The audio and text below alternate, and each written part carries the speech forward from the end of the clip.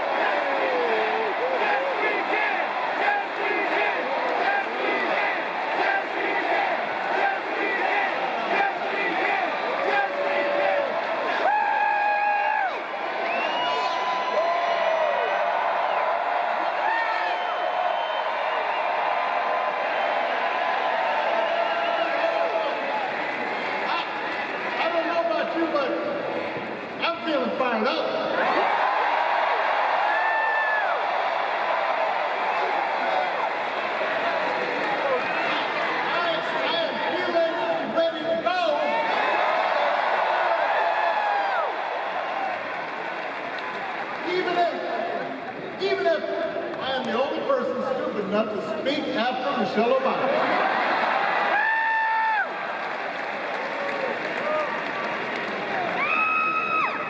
I am feeling hope. Because this convention has always been pretty good to kids with funny names who believe in a country where anything is possible.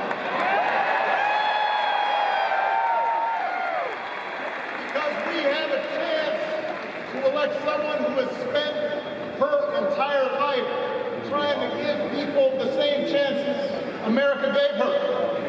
Someone who sees you and hears you and will get up every single day and fight for you. The next president of the United States of America, Kamala Harris.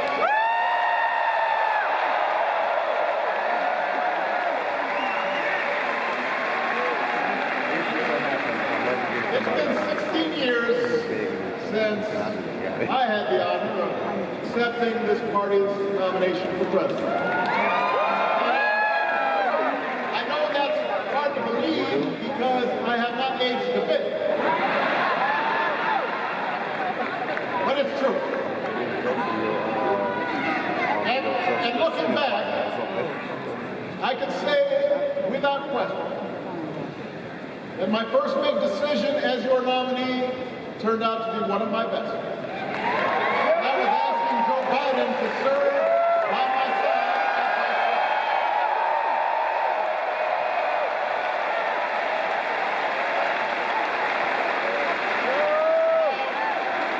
Other than some common Irish blood,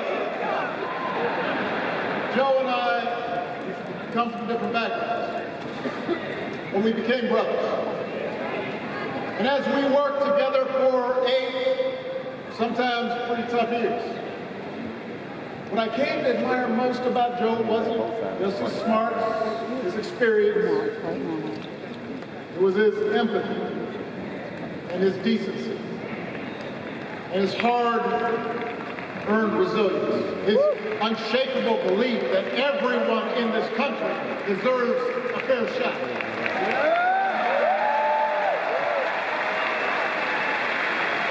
And over the last 4 years, those are the values America has needed most.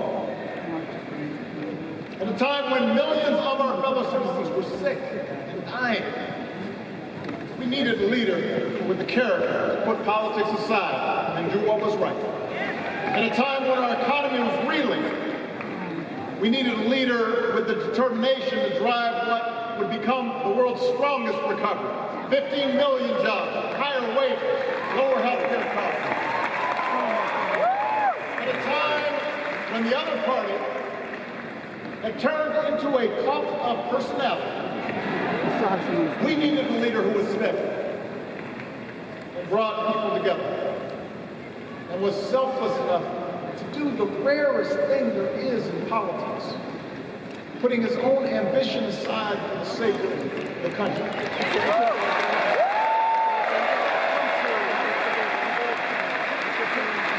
History will remember Joe Biden as an outstanding president who defended democracy at a moment of great danger. And I am even prouder to call him my friend.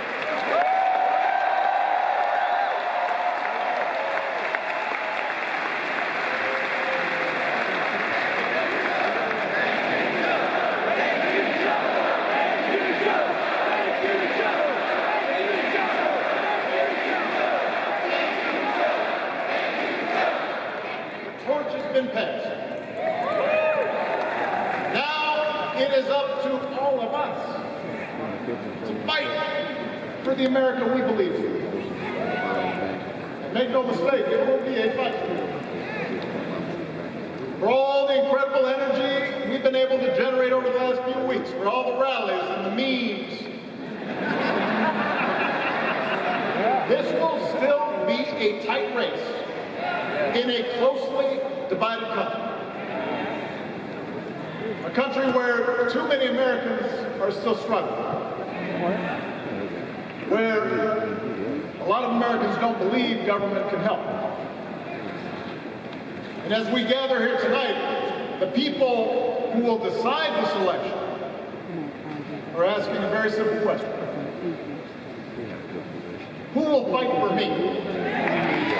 Who's thinking about my future, about my children's future, about our future together?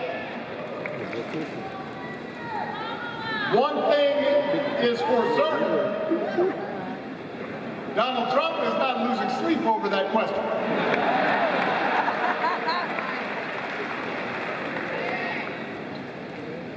Here's a 78-year-old billionaire who has not stopped whining about his problems since he rode down his golden escalator 9 years ago. It has been a constant stream of gripes and grievances that's actually been getting worse now that he's afraid to lose the Congress. There's the childish nicknames, the crazy conspiracy theories, this weird obsession with crowd sizes.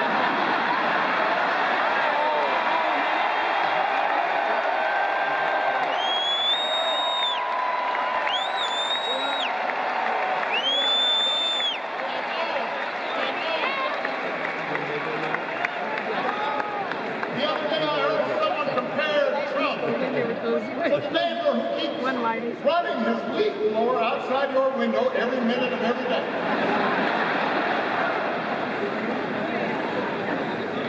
Now, from a neighbor, that's exhausting. From the president, it's just dangerous. The truth is, Donald Trump sees power as nothing more than it means to his ends. He wants the middle class to pay the price for another huge tax cut that would mostly help him and his rich friends. He killed a bipartisan immigration deal written in part by one of the most conservative Republicans in Congress that would have helped secure our southern border because he thought trying to actually solve the problem would hurt his campaign. He doesn't. Do not fool.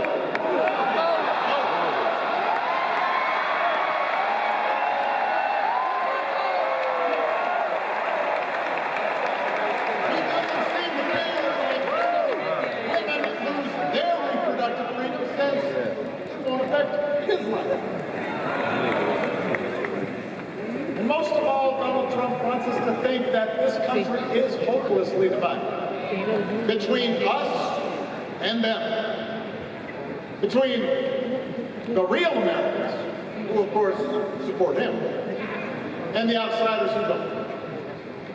And he wants you to think that you'll be richer and safer if you will just give him the power to put those other people back in their place. It is one of the oldest tricks in politics. From a guy whose act has, let's face it, gotten pretty stale. We do not need 4 more years of bluster